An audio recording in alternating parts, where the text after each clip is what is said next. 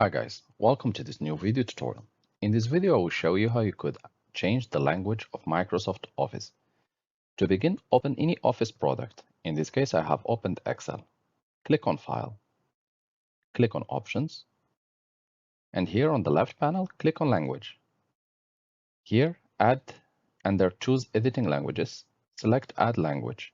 You can choose whatever language you would like. For instance, I will choose my native language, which is French.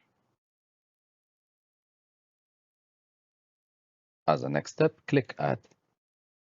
The language will be added, and you can either set it as a default or leave it as it is.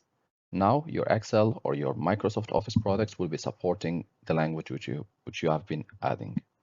Once done, click OK, and it will ask you to restart your Office so that language changes can take effect. So you can click OK, and you can restart your product. Thank you for watching, and talk to you soon in a new video tutorial.